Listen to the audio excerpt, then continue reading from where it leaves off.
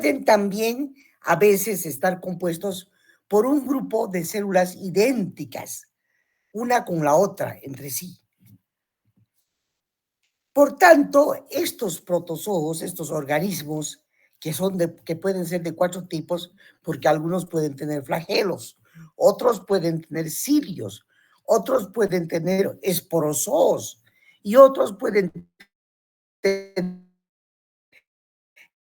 vamos a distinguir como de 4 tipos a los protozoos: los flagelados, los ciliados, los esporozoos y los rizópodos. Además, al ser parásitos también de otros seres vivos, los protozoos suelen ser muy sensibles a la falta de oxígeno. Entonces, eso es importante saber y reconocer en estos. Sus características generales. Vamos por ellos. Acaban de observar que algunos de estos protozoos pueden inclusive llegar a medir hasta 1 milímetro de diámetro. En cambio, va a haber otros protozoos que apenas van a llegar a 10 micrómetros de diámetro. También estos protozoos son muy comunes como parásitos en animales o en plantas y se caracterizan porque respiran mediante su propia pared celular y también pueden respirar en las partículas del agua. Los protozoos se reproducen generalmente por esporulación, por gemación o por bipartición. Aquí pueden ver ustedes algunos de ellos, los más importantes. Miren, esta es una Giardia lamblia, esta fotografía tan bonita, con un protozoo que tiene forma de corazón, miren ustedes, y muchos flagelos perítricos alrededor de su cuerpo. Además, tiene 2 núcleos, a manera de ojos, ¿no es cierto? Tendría esa forma. Pero en realidad, este es un protozoo, la Giardia lamblia, conocida con ese nombre, o Giardia intestinalis también se la llama. Acá tenemos otro protozoo que ya, como verán ustedes, es flagelado.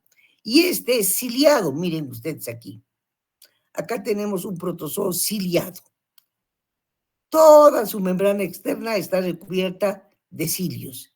Y acá tenemos, en realidad, a las más abundantes, que son las denominadas amebas.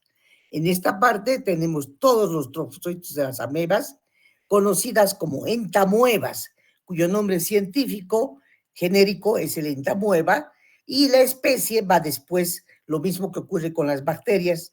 Para la nomenclatura, por ejemplo, esto se tiene que escribir así: entamoeba histolítica, respetando la letra cursiva, ¿no? Como pueden observar acá, este es un trofozoito de la entamoeba histolítica. Este es un trofozoito de la entamoeba hartmanni, otra especie. Este es un trofozoito de la entamoeba coli. Este es de la entamoeba polecki. Este es de la Endolimax nana. Y este es de la entamoeba buchli. Y todos estos son la otra forma que tienen estas amebas, que son sus quistes. Acá tenemos un quiste con 4 núcleos, que es lo que lo caracteriza al quiste de la entamoeba histolítica. Acá tenemos la entamoeba hartmanni, que es muy pequeña su quiste. Aquí la entamoeba coli, que tiene 8 núcleos y es mucho más grande que el quiste de la entamoeba histolítica. Y aquí tenemos la polecki, el quiste, la Endolimax nana y también, como pueden observar, la entamoeba buchli. Todos estos gráficos que estamos mostrando no hacen otra cosa que mostrarnos parte de sus formas de vida, 2 fases, trofozoitos y quistes. Entonces, vamos a comenzar por estas, que son las más comunes y quizás las más estudiadas también. Todo el tiempo estamos hablando de la parasitosis por amebas. Bien, comenzamos entonces. La amebiasis, ¿qué será? ¿Es una enfermedad? Es una infección. Es una infección que está causada por un parásito microscópico conocido como entamueba histolítica. Acá estoy mostrándoles una fotografía de este parásito que me muestra un quiste. Esta es una fotografía de las heces fecales, de un extendido que se ha realizado, que se ha llevado a cabo en un portaobjetos. Bien, pero ¿qué significa el hecho de que esta entamueba histolítica pueda vivir? ¿Dónde vive? ¿Cómo vive? Puede vivir en el colon, en el intestino grueso. ¿Y qué hace en el colon? Le causa daño al ser humano. En algunos casos es capaz inclusive de invadir la pared del colon y causarle una colitis. O a veces le puede causar, la colitis es lo mismo que decir una diarrea, ¿no es cierto? O una disentería aguda o también una diarrea prolongada y crónica. Este parásito se caracteriza justamente por presentar diarreas crónicas prolongadas. ¿Cómo nos contagiamos de la amebiasis en general? Es muy contagiosa, muy contagiosa. La gente que tiene amebas en sus intestinos es capaz de transmitir esta infección a otras personas. ¿Cómo? Por contaminación oral fecal. ¿Qué significa esto? A través de las heces, lo que vulgarmente nosotros conocemos con el nombre de cacas, inclusive, aunque el paciente no presente ningún síntoma, puede ser un transmisor de amebiasis. Cuando estas heces infectadas contaminan los alimentos o el suministro de agua por falta de higiene. ¿Por qué? Porque ustedes saben que cuando uno ingresa al baño, cuando sale, lo primero que tiene que hacer es lavarse las manos, ¿no es cierto? Bien, ¿por qué? Porque si está parasitado, puede que se encuentre después con un amigo y le da la mano, cualquier cosa, o va a comer un alimento y entonces la amebiasis se puede contagiar rápida y súbitamente. Y mucha gente puede llevar este parásito a su boca. Entonces, esto es muy, muy, muy frecuente de que ocurra en los países como el nuestro. Perdón.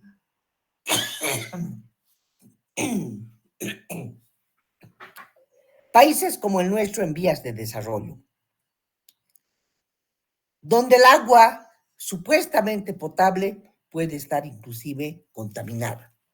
Y si tomamos agua que no está hervida, puede ser que también nos contaminemos con estas amebas. Bien. Ahora vamos a estudiar las clases de amebas que existen. He mencionado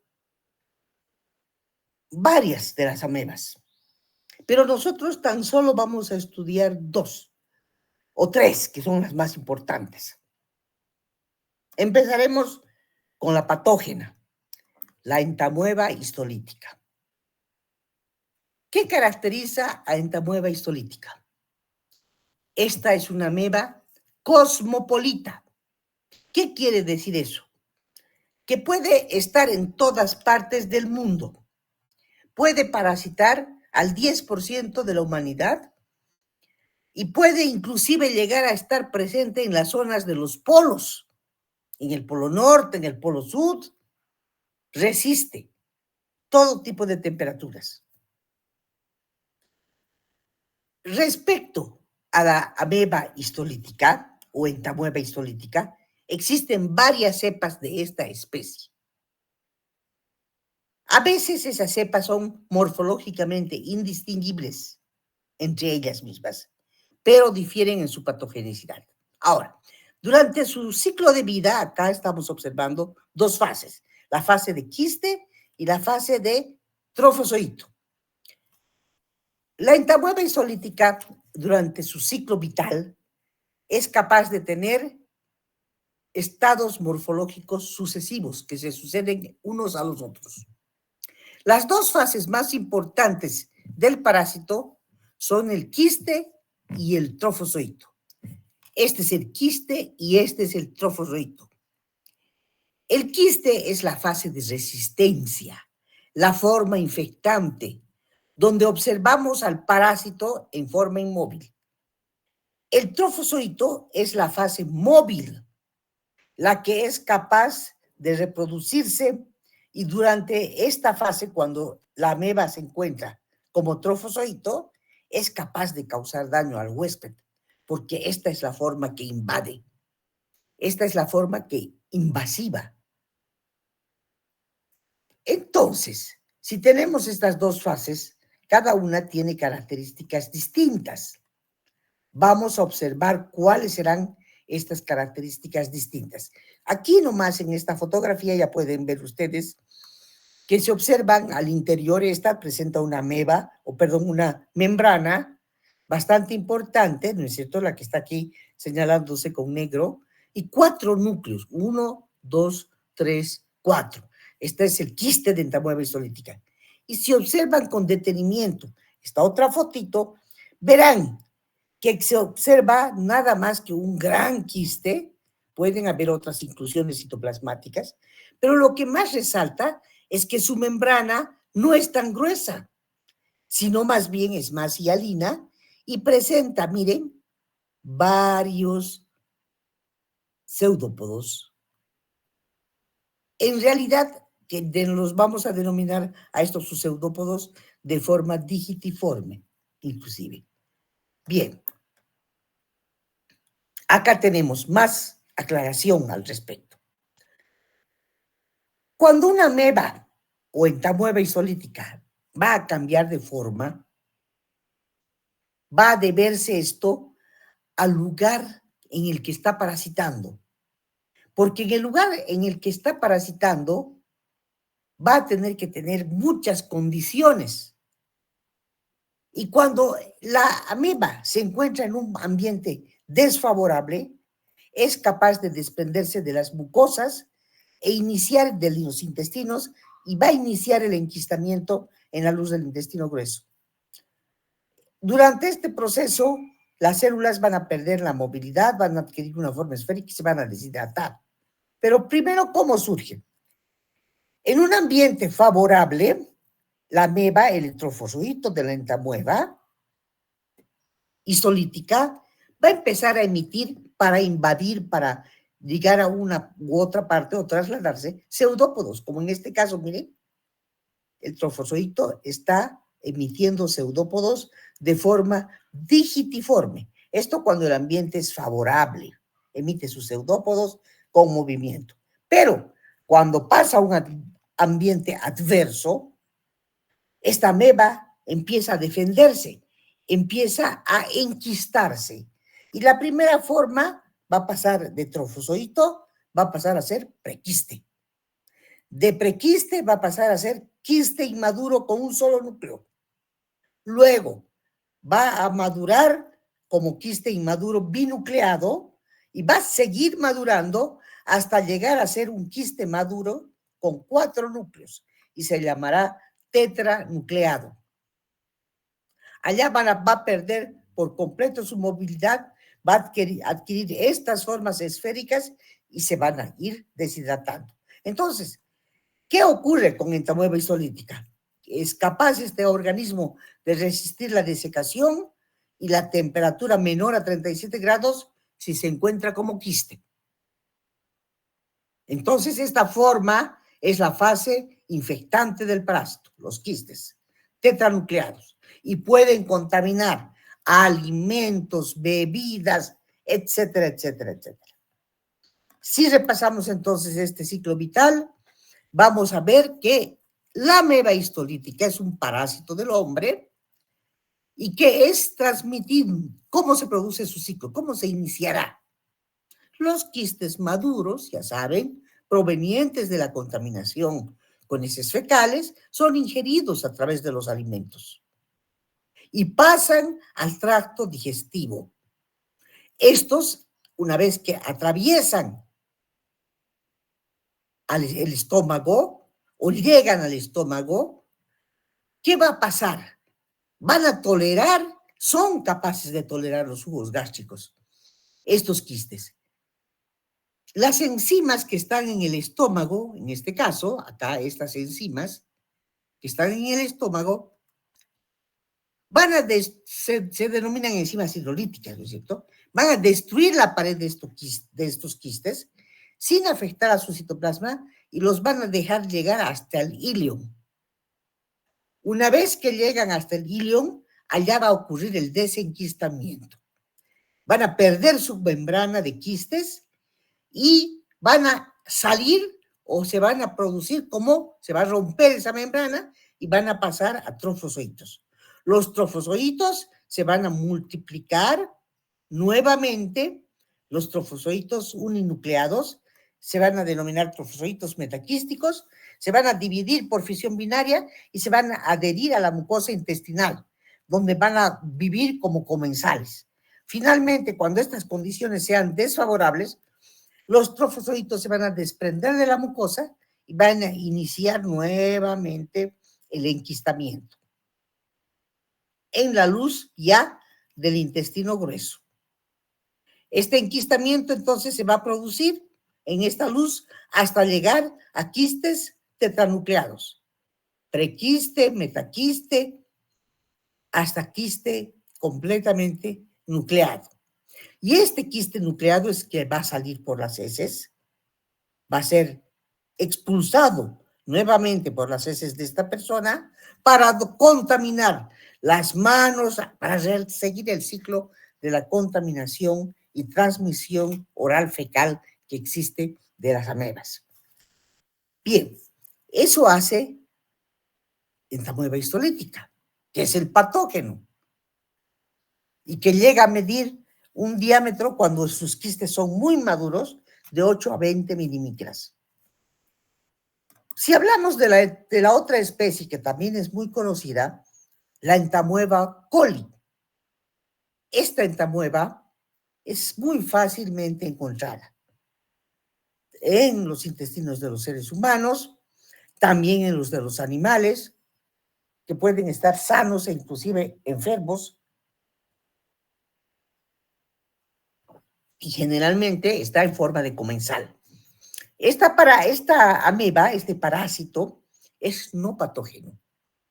Se caracteriza por ser no patógeno, pero tiene importancia clínica. Cuando está presente Escherichia coli o entamoeba coli, no hay que buscar tratamiento. No hay que dar tratamiento porque es inofensiva.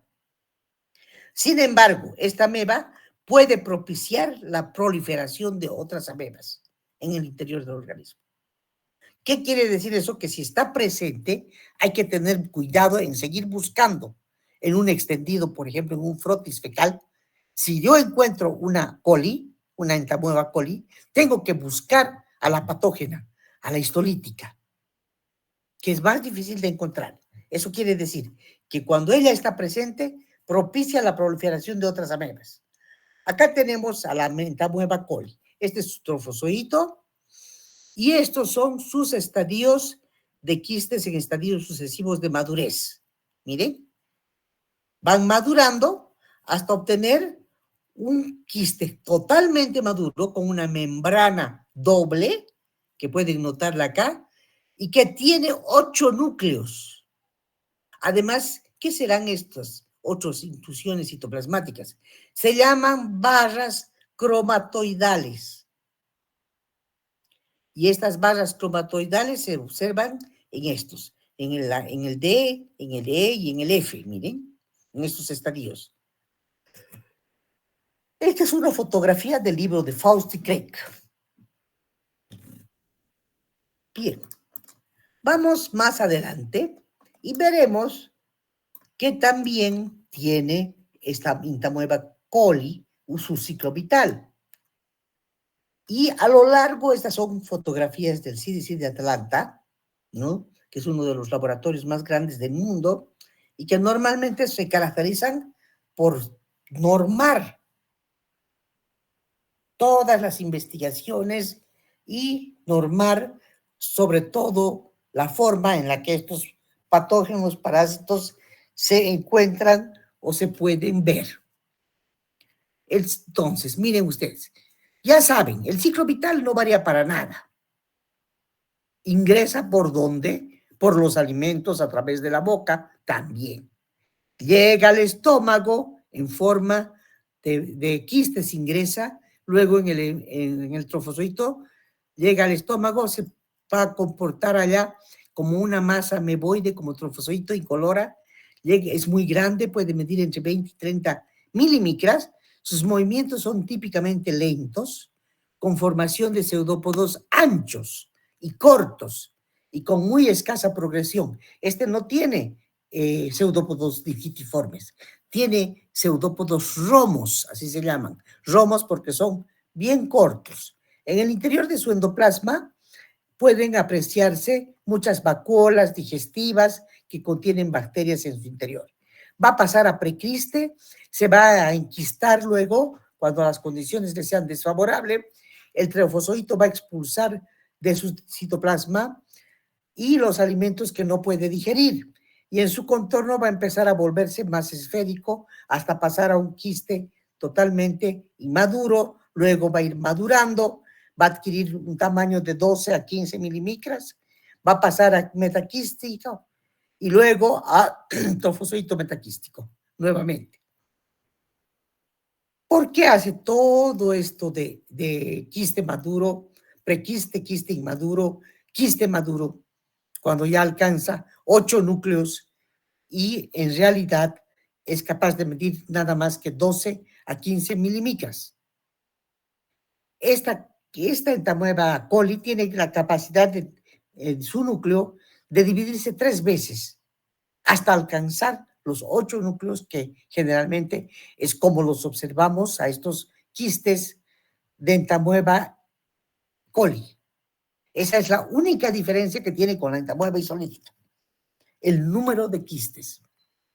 Coli tiene 8 quistes y la patógena, la histolítica, tiene 4 quistes. Bien. También podemos nombrar otras amebas que son muy importantes como esta. Esta se llama Endolimax nana. El Endolimax nana lleva su nombre así, nana, porque es enana. Viene de la palabra enana. Es un comensal que solo existe en el intestino de los hombres, también en otros vertebrados, pero vive a expensas de su huésped, pero no le va a ocasionar daño, aunque cuando hay una gran mayoría de personas infectadas, hay algunos estudios últimos que dicen que el hecho de que no produzca daño estaría en discusión. Creen que nomás es patógeno para el hombre. Por eso les pongo acá que este es un tema discutido, ya que periódicamente se notifican casos de diarreas crónicas o enterocolitis o hasta a veces urticarias que se asocian a la presencia de esta entamoeba enana, conocida como Endolimax nana. Es entonces un buen marcador también de que existe contaminación oral fecal por los alimentos, también por el consumo de agua y también para demostrar que las condiciones higiénicas de una población no son las buenas, ¿no es cierto? Cuando aparece es que quiere decir que no están higienizando su situación. Bien, también podemos señalar a otra conocida como Yodamueva buchli. Yodamueva buchli, como ven ustedes, tiene una característica peculiar. También es un parásito comensal, exclusivo del intestino humano. ¿Qué quiere decir eso? Que vive solo a expensas de lo que el hombre come, pero no le ocasiona daño, porque también se comporta como un marcador de contaminación oral fecal por los alimentos o por el agua en poblaciones donde sus habitantes detectan estos parásitos. Quiere decir que hay mala contaminación o que hay mucha contaminación en el agua o que están consumiendo alimentos sin lavarse las manos. ¿Cuál es su característica importante? Ella presenta, miren ustedes, un quiste enorme de glicógeno, que cuando nosotros realicemos un extendido o un frotis fecal y ella esté presente, este gran quiste se va a teñir porque es de glicógeno y con el yodo de la solución de Lugol nosotros vamos a poderlo advertir mucho más café y grande. Este es otro, un pequeño cariosoma, presenta una membrana hialina, observen ustedes. Así es como se ve al microscopio óptico. La Iodamueva buchli es un poquito más grande que la Endolimax nana. Pueden llegar a medir hasta 10 milímetros. Y también presenta un estadio de trofozoito y un estadio de quiste. El trofozoito tiene apariencia de vesícula, no tiene cromatina periférica, su cariosoma es esférico, este sería el cariosoma, y central, ocupa casi todo el núcleo. En este estadio de trofozoito no se puede advertir la vacuola de glucógeno, pero sí en el de quiste. Aquí tenemos el cariosoma y además la gran vacuola que tiene de glucógeno. Los quistes de esta iodamueva son formas de reconocimiento bien importantes.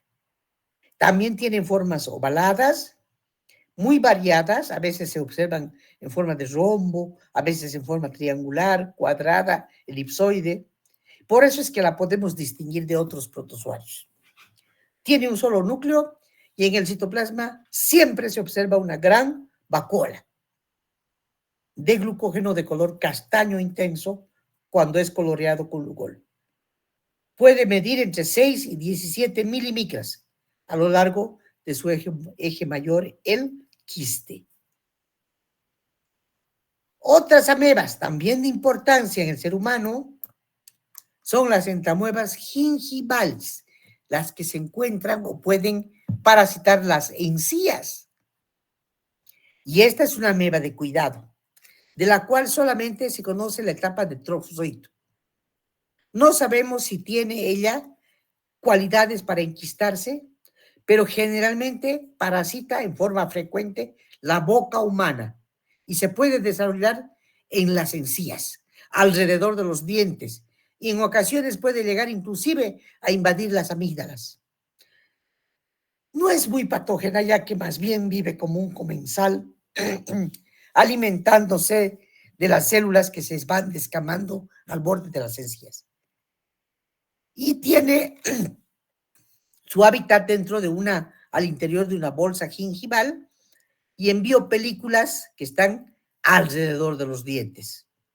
Cuando hay una mala higiene bucal, a veces es importante la presencia de esta entamueba gingivalis, que en un 95% está presente cuando las personas tienen enfermedad de las encías. En cambio, en las personas que tienen encías sanas, rarísima vez se encuentra, no está presente. La formación de quiste no lo podemos ver, tan solo hemos visto trofozoitos. O sea que, ¿cómo se transmite esta ameba? En forma directa. Cuando una persona besa a otra, se puede transmitir entamueba gingivalis. Muy bien.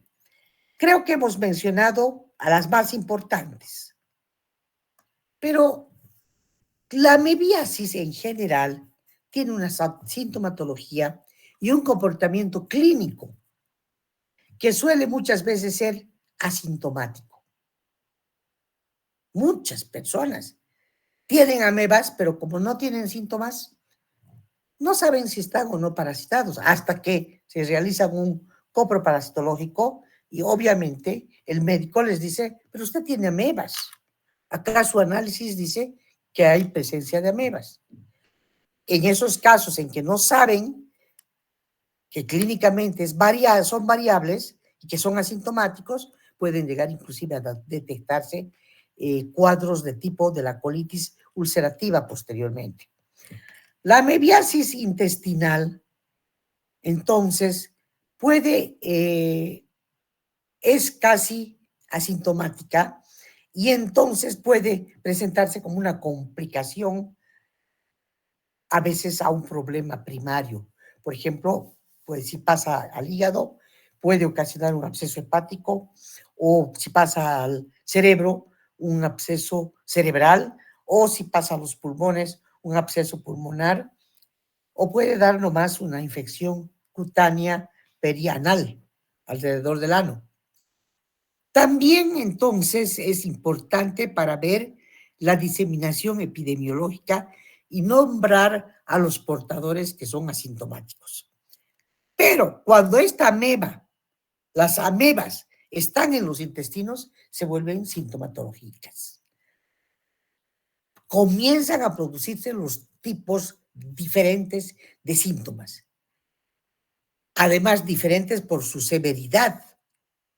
Hay pacientes sintomáticos en los que las amebas varían dónde están localizados o se extienden con compromiso intestinal y pueden llegar a causar y producir la amebiasis intestinal, colitis disentérica, amebiasis aguda, colitis fulminante y los famosos denominados como amebomas.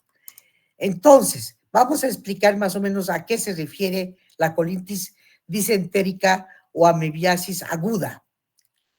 Es cuando invaden las amebas la mucosa intestinal por parte de sus trofozoitos y empiezan a producir ahí lesiones. Tienen un síntoma importantísimo al iniciar las evacuaciones intestinales, que en un principio son abundantes y blandas, luego de menor volumen, con moco y sangre, y entonces cuando tienen sangre las llamamos disentéricas. El paciente tiene la sensación de que quiere defecar todo el tiempo, pero con mucho esfuerzo, y tiene el síntoma del pujo. En el recto se puede percibir un espasmo doloroso, que no es otra cosa que un dolor intermitente en forma de retortijón, que ha de pasar hasta el recto como un espasmo doloroso y va a producir la necesidad de una nueva evacuación. Y esto se conoce también con el nombre de tenesmo. El número de evacuaciones es variable. Más de 6 evacuaciones o más. La materia fecal, ¿qué vamos a observar? Contiene trofozoitos, especialmente en el moco, pero escasos leucocitos. En las endoscopías se observan las úlceras de la mucosa, cómo la mucosa se está ulcerando. El cuadro que se acompaña de un fuerte dolor abdominal en forma de retortijón y de aparición brusca comienza a desaparecer rápidamente en cualquier punto del cólico amebiano, porque ya llega a llamarse así, cólico. ¿Cómo es la colitis disentérica o amebiasis aguda? Es mucha diarrea, con mucho moco, con mucha sangre, pero es afebril, no produce fiebre. Si llega a existir fiebre o aumentar la temperatura, a veces aumenta, pero levemente. En cambio, cuando hay una hipertermia, ya se tiene que sospechar no solamente que existe ameba, sino que puede tratarse de una infección mixta y que debe haber, además, una infección con bacterias asociadas a las amebas, en cuyo caso se tienen que presentar otros síntomas generales como la debilidad, la anorexia, el dolor de cabeza, las náuseas, los vómitos y la deshidratación. Cuando los pacientes están muy desnutridos, y esto ocurre en los niños principalmente, la disentería se puede prolongar por muchos días y entonces se puede observar atonía muscular perineal, una relajación del esfínter y el prolapso rectal. En los niños esto es frecuente. El anito se les llega a salir. El intestino grueso llega a salir hacia el exterior, a protuir, como diríamos. Entonces, clínicamente esto se puede observar. ¿Y a qué se denomina colitis fulminante? Por supuesto que es un dolor abdominal el que la acompaña, una gran diarrea hiperaguda o de forma gangrenosa con sintomatología mucho más intensa. Dolor abdominal, diarrea, tenesmo, vómitos, anorexia, pérdida del apetito, quiere decir, y pérdida por el ponderal de las funciones. Con frecuencia esto también se asocia a la colitis fulminante a bacterias, a infecciones bacterianas que se sobreagregan. El colon, cuando se encuentra distendido y muy blando por la inflamación y aerocolia que producen estas amebas, tiene muchas veces atonía o hipotonía del esfínter anal. El paciente puede llegar a entrar en un shock, presentar perforaciones, inclusive puede llegar a morir cuando se presenta una colitis fulminante. Y la perforación se puede hacer en forma lenta hacia el retroperitoneo y generalmente esta perforación es abrupta. Y uno de los primeros síntomas, el más constante, es la distensión del abdomen. El abdomen comienza a crecer. Y la temperatura llega a alcanzar hasta 40 grados centígrados. Y puede después dar lugar a hipotermia. Como signo característico de la perforación, cuando ya se están presentando estas úlceras, que muchas veces son en forma de botella, porque tienen así esa forma al interior del intestino, se presenta también atonía del esfínter rectal. Y hay material mucosanguinolento, quiere decir que son evacuaciones diarreicas con sangre. Entonces, también hay otro tipo de manifestaciones, los famosos amebomas. ¿Qué serán los amebomas? Los amebomas se manifiestan como masas dolorosas, palpables, de tamaño variable. ¿Dónde se van a localizar estos amebomas? En el ciego, en el recto, en el sigmoides. Y no siempre están asociados a una amebiasis intestinal aguda. Algunos pacientes presentan síntomas de obstrucción intestinal. Ocasionalmente pueden ocurrir perforaciones o hemorragias concomitantes con el ameboma y pueden llegar muchas veces a confundirse con el cáncer, carcinoma, y producir cánceres. También tenemos la amebiasis extraintestinal. Y en la amebiasis extraintestinal tenemos que tener muchísimo cuidado. Quiere decir que no solamente los síntomas están a nivel de los intestinos, sino también por fuera. ¿Por qué? Porque estas amebas pueden ir a los pulmones, al cerebro, al corazón, pueden ir hasta la piel, localizarse en piel, a las mucosas, a órganos como el vaso y el riñón. Imagínense ustedes, ¿no? Por eso se llama amebiasis extraintestinal. Y la manifestación más frecuente es cuando forman abscesos en el hígado. Pero también pueden afectar al pulmón, al cerebro, al corazón, a la piel, a las mucosas, al vaso, al riñón. Sus mecanismos de diseminación, cómo se transportan por vía hematógena, por sangre. Y son contiguos. En el primer caso, las amebiasis pleuropulmonares inclusive pueden llegar alrededor del corazón, pericárdicas, perineales de piel, mucosas. También pueden ir al cerebro y tenemos amebiasis cerebral, amebiasis esplénica, amebiasis renal, etcétera, etcétera, etcétera. Acá tenemos la fotografía de un absceso hepático. Miren ustedes, el absceso hepático, que se observa generalmente en el hígado. No quiere decir que este parásito viaje directamente al hígado, no. Tiene que haber estado primero en el intestino grueso, haber sufrido la invasión amebiana por vía porta y luego recién transportarse al hígado. Y en la periferia del hígado ya se forman el absceso hepático con mucha destrucción de tejido. Miren, es esta gran cavidad, esto es un absceso hepático, donde se puede ver fibrosis, linfocitosis, plasmocitos, trofosocitos, etc. El absceso hepático tiene un contenido que no es purulento. Es un líquido espeso de color achocolatado con grumos y restos de material coagulado y necrótico.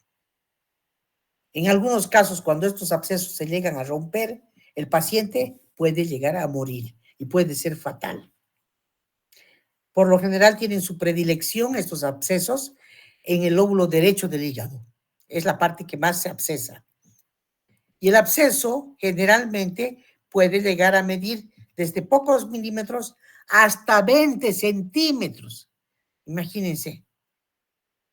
Y cuando se rompe el absceso, puede llegar hacia el peritoneo, a la pleura, al pulmón. Ese es el peligro de la mebiasis, cuando no se cura. Por eso es que es tan importante realizar el tratamiento y, por supuesto, el diagnóstico. ¿Cómo es el método de diagnóstico? Muy sencillo, muy simple, ¿no es cierto? En primer lugar, el examen coproparasitológico directo. Acá tenemos un portaobjeto, miren, una persona que va con guantes y que está depositando sobre una gota de solución fisiológica un poco de materia fecal. Luego va a colocar un cubreobjetos y va a llevar a observar al microscopio. Pero no es la única forma de diagnosticar a las amebas, la coproparasitología, ni directa ni los métodos de concentración. También tenemos algunos métodos como el ELISA de captura de antígenos en heces fecales, la inmunocromatografía, captura de antígenos en heces fecales, la reacción en cadena polimerasa, la PCR, las tinciones que se pueden llevar a cabo, la tinción tricómica, otras técnicas de inmunofluorescencia, como en esta, por ejemplo, estas plaquitas, ¿no? Donde se consiguen con hemigras, con inmunocromatográficas, capturando antígenos. Luego tenemos también diagnósticos indirectos para las formas extraintestinales. Y aquí podemos realmente, cuando no están en las heces, ¿cómo los vamos a observar? Con técnicas de aglutinación en sangre, ELISA en sangre, inmunofluorescencia, etcétera, etcétera, etcétera. Bien, esos serían los métodos de diagnóstico. ¿Y cuál será el tratamiento? El tratamiento, ¿en base a qué tipo de fármacos? A los que tengan acción sistémica. ¿Qué quiere decir acción sistémica? Los que actúan a nivel general en todas partes. Y ahí tenemos los nitroimidazoles en primer lugar, con su representante el metronidazol, que es el tratamiento de elección. Tenemos el tinidazol, el secnidazol, ornidazol, nitazoxanida, todos los agentes activos intraluminales, como la paramomicina, el iodoquinol, el fluato de diloxanida. Todos estos son el tratamiento. Pero ¿cómo? ¿Cómo se lleva a cabo esto? Todos los tratamientos antiamebianos solamente actúan para destruir los trofosocitos y pueden ser amebicidas de acción tisular. Y ahí tenemos el tinidazol, cuya dosis para adultos es de 2 gramos por día, en una sola toma, y después de la comida. Y para niños, 50 a 60 miligramos por día, por 2 a 3 días. Y tenemos los otros derivados, el secnidazol, también, que es un antiamebiano de larga vida. 20 horas tarda su vida media de este fármaco, en dosis únicas de 2 gramos y de 30 miligramos para niños. El metronidazol, 30 miligramos por día, por kilo de peso, por 7 a 10 días. Imagínense. Hoy en día por eso están de moda esas pastillas como el tinidazol que se toma una sola vez al día y en una sola dosis. Bien, entonces eso en cuanto al tratamiento. Bien, estimados estudiantes, vamos a quedar aquí. Este es un tema muy intenso, muy extenso. Me alegra que se hayan conectado las 100 personas. Voy a sacar un screenshot de todos ustedes y obviamente si tienen preguntas, dudas, estoy para ello. Levanten sus manos y pueden preguntar.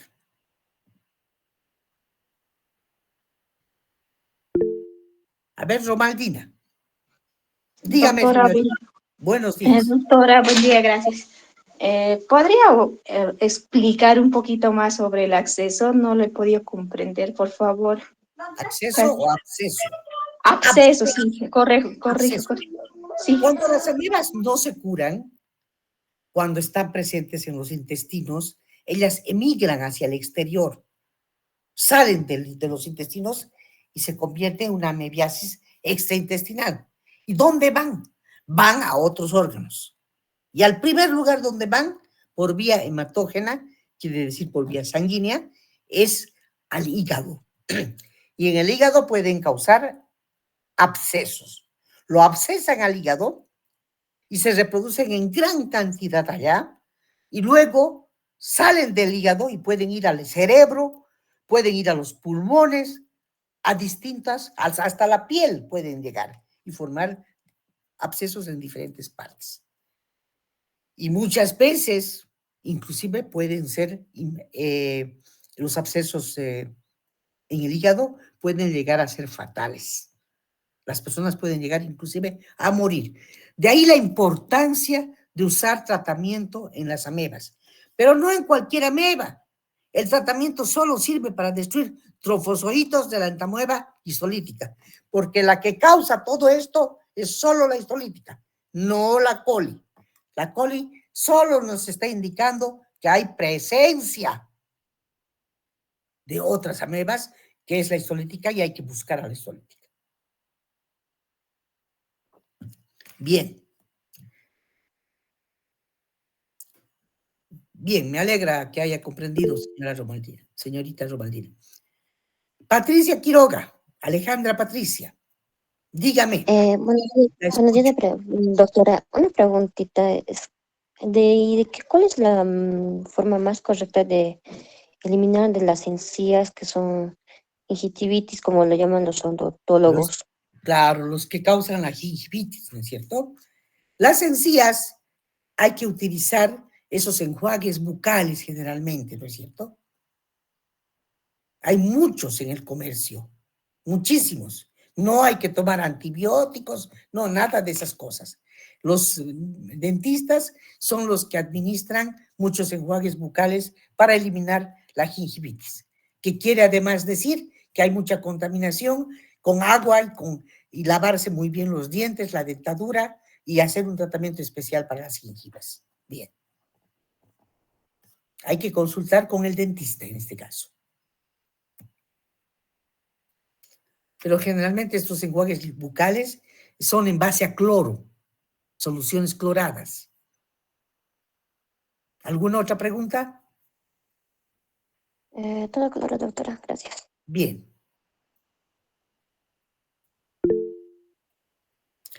A ver, la señorita Alejandra Karina Solís. Doctora, buen día. Mi pregunta era un poco más respecto a las diapositivas. Creo que nos saltamos introducción de la parasitología porque la anterior semana solo vimos historia de la parasitología. No, la introducción a la parasitología es simplemente para que decirles, eso quería también decirles, observen ustedes en qué otras especies están los parásitos, cómo parasitan a las vacas, etcétera, etcétera, y cuáles son los parásitos importantes que vamos a estudiar a lo largo hasta llegar al final. Pero el primer tema en realidad es la historia, después viene esa introducción, que es para que observen las gráficas, que lo van a mirar ustedes, y esto es para el examen, al igual que la historia. ¿Han entendido? Para el primer parcial ya, ¿no? Entonces van acumulando materia. Es que es tan extenso el contenido que nos va a faltar tiempo. Bien, también quiero hacerles bueno, voy a postear también en el chat del 300, con el 300 hasta ahorita, con el grupo 300, no he podido pasar ninguna clase.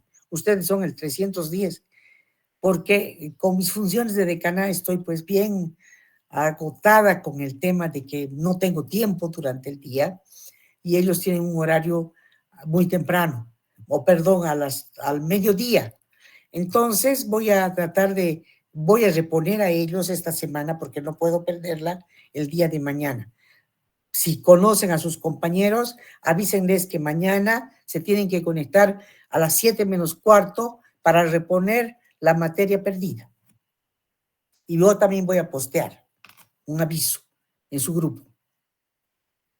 Bien, buenas tardes, estimados, buenos días en realidad, estimados estudiantes, y nos vemos la siguiente clase. Vayan estudiando, no se dejen pisar. Hasta luego, chicos. Hasta luego, doctor. Hasta luego, doctora. Hasta luego. Hasta luego. Gracias por los corazones. Hasta luego, doctora. Hasta luego.